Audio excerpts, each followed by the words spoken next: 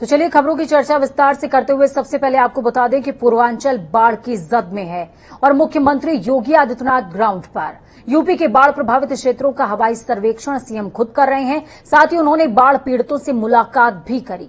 CM योगी ने बाढ़ पीड़ितों को राहत सामग्री भी दी है, साथ ही उनसे समस्याओं की जानकारी हासिल करी। सीएम ने जिलों में एक एक सीनियर आईएएस अधिकारी को नोडल अधिकारी के तौर पर तैनात करने के लिए निर्देशित किया है। अधिकारी हर जिले में 4 से 5 दिनों तक कैंप करेंगे और व्यवस्था को भी देखने वाले हैं। ये खास रिपोर्ट देखिए।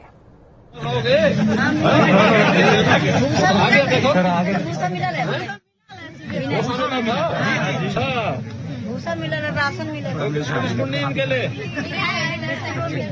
इस बच्चे के लिए बिस्कुट नहीं। हाँ मिला ना कुछ।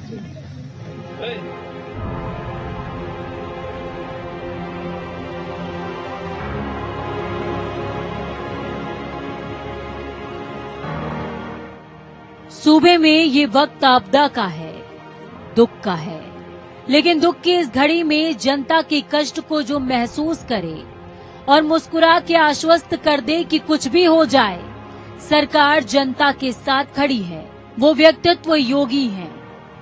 मौजूदा वक्त में पूर्वांचल के कई जिलों में नदियां उफान पर हैं, सैकड़ों गांव पानी पानी है। पूर्वी उत्तर प्रदेश और नेपाल में भारी बारिश से पूर्वांचल के करीबन 15 जिले बाढ़ से प्रभावित हैं। मुख्यमंत्री योगी आदित्यनाथ ने करीबन 18 घंटे में 6 जिलों में बाढ़ की स्थिति का हवाई सर्वेक्षण करने के साथ ही लोगों को राहत सामग्री भी बांटी है। इस दौरान उन्होंने सभी लोगों को बड़ा भरोसा भी दिलाया। सीएम ने साफ कहा कि हमारी सरकार के लिए हर नागरिक का जीवन अमूल्य है।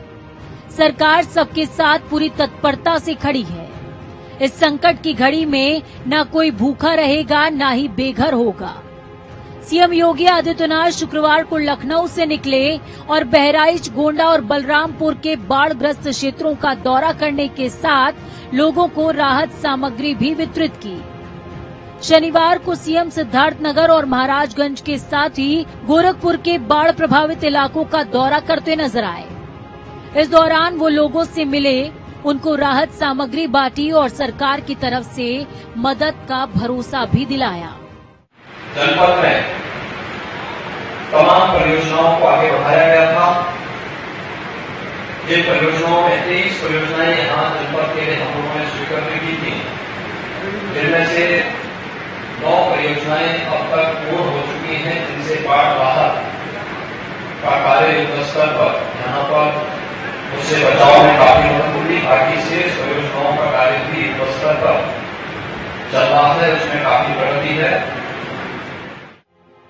गोरखपुर में करीबन 304 गांवों की 2,26,000 आबादी बाढ़ से प्रभावित हुई है। यहां 405 नाव और 50 स्टीमर लगाई गई हैं। बाढ़ चौकियों और कंट्रोल रूम के जरिए बाढ़ पर नियंत्रण की कोशिशें जारी हैं, लेकिन राप्ती का तांडव भी बदस्तूर जारी है। राप्ती खतरे के निशान से 2.5 से 3 मीटर ऊपर बह रही है। पिछले 50 सालों में नदी का जलस्तर बढ़ने की इतनी खतरनाक स्थिति कभी नहीं हुई, लेकिन फिर भी इन हालातों से निपटने के लिए सरकार हर मोर्चे पर तत्पर है। जन और धन की हानि को रोकने की हो रही है पूरी कोशिश। पर्याप्त मात्रा में खाद्यान्न वितरण, कम्युनिटी किचन से भी भोजन की व्यवस्था, पीड़ितों को भूमि का पट्टा मिलेगा और सीएम आवास भी।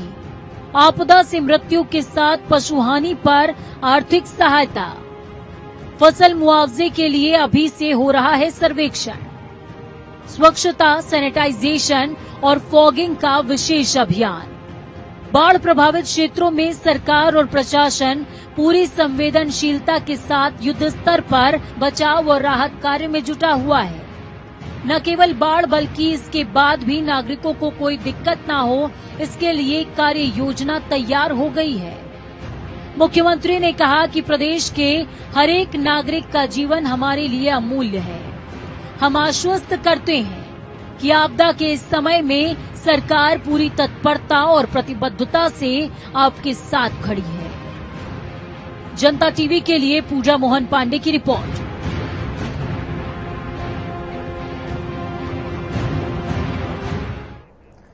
राष्ट्रपति रामनाथ कोविंद 2 दिवसीय संगम नगरी प्रयागराज के दौरे पर आ रहे हैं। राष्ट्रपति 11 सितंबर को प्रयागराज पहुंचेंगे। इस दौरान राष्ट्रपति इलाहाबाद हाईकोर्ट के 600 करोड़ की लागत से बनने वाले अधिवक्ता चैम्बर और नेशनल लॉ यूनिवर्सिटी का शिलान्यास भी करेंगे। राष्ट्रपति रामनाथ कोविंद के साथ साथ भारत के मुख्य न्यायाधीश जस्टिस एनवी रमन्ना भी मौजूद रहेंगे। अगले दिन 12 सितंबर को कुछ और कार्यक्रमों में हिस्सा लेने के बाद उसी दिन वापस लौट जाएंगे। राष्ट्रपति के आगमन के पहले शहर के कई सड़कों पर पैचिंग का काम भी शुरू हो चुका है। महात्मा गांधी मार्ग पर लगे डिवाइडर की रंगाई पुताई भी जोरों शोरों से चल रही है। राज्यपाल आनंदीबेन पटेल फर्रुखाबाद में 2 दिवसीय दौरे पर हैं। इस दौरान उन्होंने आंगनबाड़ी केंद्र सहित 2 गांवों का दौरा किया। तो वहीं गांव बलीपुर स्थित आंगनबाड़ी केंद्र में आयोजित गर्भवती महिलाओं की गोद भराई कार्यक्रम में शिरकत करी है। कार्यक्रम में उन्होंने अपने संबोधन में संस्थानों को उनकी सामाजिक जिम्मेदारी का भी बोध कराया। उन्होंने कहा कि अगर संस्थाएं समाज के कमजोर वर्गों के सहयोग में आगे आए तो अमीर और गरीब के बीच की खाई पाटना आसान हो जाएगा। आंगनबाड़ी दौरे के बाद लेदर प्रिंटिंग का उद्घाटन भी उन्होंने किया है।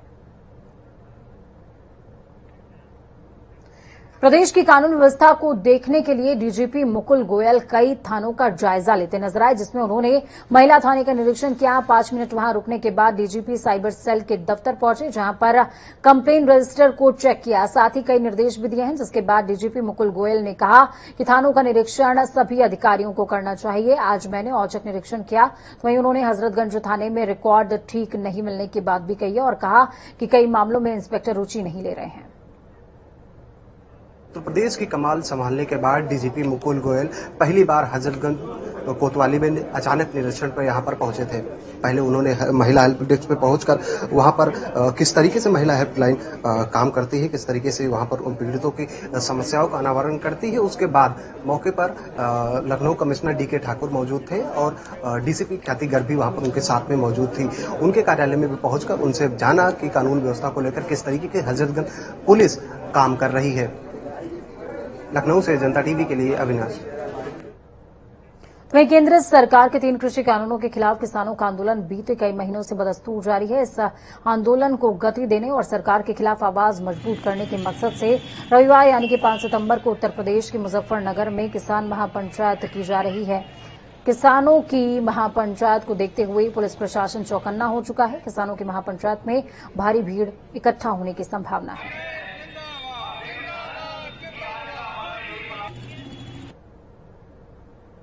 हम इस जनपद मुजफ्फरनगर के चेसी मैदान में पंचायत स्थल पर खड़े हैं, जहां हमारे साथ सिक्योरिटी कुलदीप कुमार सिंह मौजूद है। आपको बता दें इस वक्त सबसे बड़ी जिम्मेदारी सिक्योरिटी कुलदीप कुमार सिंह के ऊपर है, क्योंकि इनका क्षेत्र पड़ता है और लगातार 4 दिन से कैंप सिक्योरिटी कुलदीप कुमार सिंह यहाँ किए हुए हैं। और बाकी जानकारी जो सुरक्षा व्यवस्था है बात करते हैं। शिव साहब क्या बताओ, शिव साहब किस तरह की व्यवस्थाएं है आपकी यहाँ पंचायत को लेके? यहाँ वरिष्ठ अधिकारियों को भी यहाँ लगाया गया है, सभी सीनियर अधिकारी भी पूरे सुपरविजन में तकरीबन 1000 के ऊपर पूरा फोर्स है वो लगा है। 1000 से ज्यादा फोर्स में लगाया गया है। पार्किंग्स बनाए गए हैं जगह जगह पे। हमारे 6 मेन पार्किंग हैं जहाँ पे सारी जो इनके व्हीकल्स आएंगे रैली के वो पार्क किए जाएंगे। वहाँ से आने के लिए इनमें लखीमपुर खीरी बजाज चीनी मिल खंभार खेड़ा में गन्ना किसानों का धरना प्रदर्शन बदस्तूर जारी है। किसानों का कहना है कि किसानों की हालत बहुत बदतर हो गई है। किसानों की सुनने वाला कोई नहीं। पिछले कई दिनों से किसानों का बकाया भुगतान देने का वादा किया गया, लेकिन किसानों का भुगतान अब तक नहीं मिला है। देख रहे हो क्या बोल रहे हैं?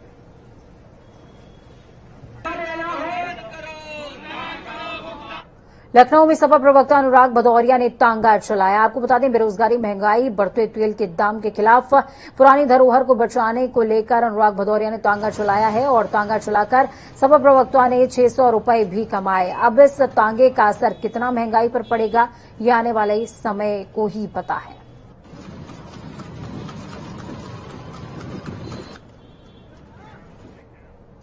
लखनऊ के हजरतगंज में सिंध कलेक्शन ने नया शोरूम खोला। वहीं शोरूम के उद्घाटन में मुख्य अतिथि आपको बता दें कि एडीजी विनोद कुमार शाही ने शिरकत करी है। साथ ही मंत्री स्वाति सिंह, गोरे गुलाटी, मुकेश सिंह भी उद्घाटन समारोह का हिस्सा रहे। सभी अतिथियों का बुके देकर स्वागत किया गया। तो वहीं राजधानी में कई जगहों पर सिंध कलेक्शन के शोरूम और भी बने हुए हैं। देखिए, सिंध परिवार जो है ये मेरे अपने परिवार की तरह से है और सबसे बड़ी बात ये है कि लखनऊ वासियों के लिए एक सौगात है सिंध। लखनऊ में कहीं का भी कोई रहने वाला हो, उसको अपने इर्द गिर्द मेरे ख्याल से 5 या 6 किलोमीटर के रेंज में एक सिंध का आउटलेट मिल जाता है। जैसे सिंध आलमबाग है, सिंध गोमती नगर है और सिंध अमीनाबाद है, आज सिंध हजरतगंज भी हो गया। और सबसे बड़ी बात यह है कि बिल्कुल सेंटर में है, यहाँ हर आदमी को बहुत और दूसरी सबसे बड़ी बात है कि मेरा पर्सनल एक्सपीरियंस ये है कि इनकी जितनी लंबी रेंज है, जो क्वालिटी है, उसके हिसाब से इनके रेट्स बहुत ही रिजनेबल हैं। हरदोई शहर कोतवाली क्षेत्र के मुन्नापुरवा निवासी शिवकुमार कलेक्ट्रेट में अनिश्चितकालीन भूख हड़ताल पर बैठ गए हैं। शिवकुमार की मांग है कि सोनिया गांधी, राहुल गांधी या फिर प्रियंका गांधी से उनकी मुलाकात कराई जाए, नहीं तो जब तक वो अनिश्चितकालीन भूख हड़ताल पर ही रहेंगे। वहीं शिवकुमार का यह भी कहना है कि उनके पिता के जमाने से वो लोग कांग्रेस के प्रबल समर्थक रहे हैं, लेकिन शीर्ष नेतृत्व ने कभी उन पर ध्यान तक नहीं दिया।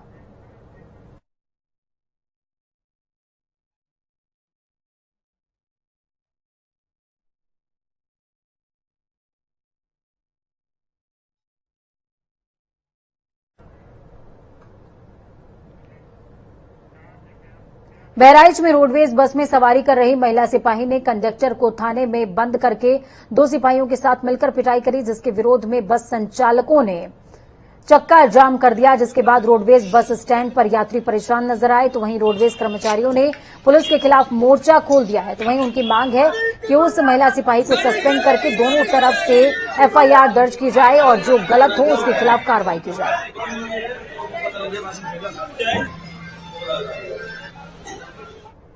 हमीरपुर शहर कोतवाली के एक गांव में घर के बाहर सो रही 15 साल की किशोरी के साथ सामूहिक दुष्कर्म की घिनौनी वारदात को अंजाम दिया। कुछ लोगों ने बेतवा नदी के बाढ़ में घर गिरने के कारण किशोरी परिवार सहित घर के पास खुले स्थान पर रह रही थी।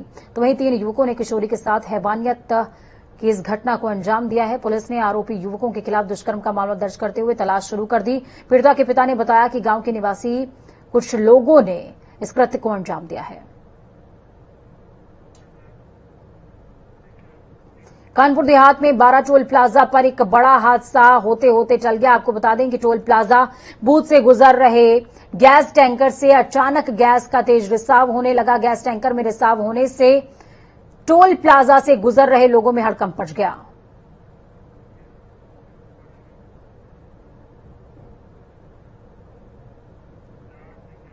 फिरोजाबाद के मेडिकल कॉलेज में प्रमुख सचिव चिकित्सा शिक्षा आलोक कुमार ने चिकित्सा क्षेत्र का जायजा लिया। इस दौरान उनके साथ जिलाधिकारी चंद्र विजय सिंह और प्राचार्य संगीता अनेजा मौजूद रहीं।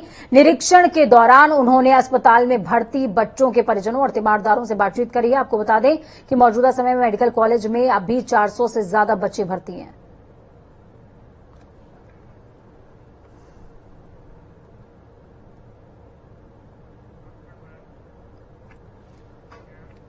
उत्तराखंड के लोगों को 100 यूनिट बिजली फ्री देने वाली सरकार के ऊर्जा मंत्री डॉक्टर हरक सिंह रावत घाटे में चल रहे हैं। यूपीसीएल को उबारने की कवायद उन्होंने तेज कर दी है। अब सरकार को इससे फायदा होगा या घाटा, और क्या है मंत्री जी के वादों की हकीकत, ये रिपोर्ट देखिए।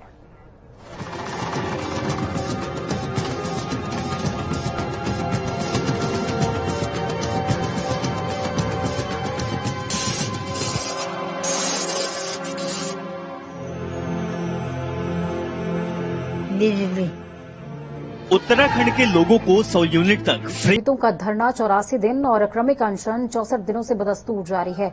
अब 4 धामों के पुरोहितों के समर्थन में यमुनोत्री विधानसभा से कांग्रेस के नेता संजय डोभाल उतरे। संजय डोभाल ने देवस्थानम बोर्ड को काला कानून मानते हुए कहा कि सरकार ये काला कानून जो 4 धामों के पुरोहितों के ऊपर थोप रही है, ये निंदनीय है।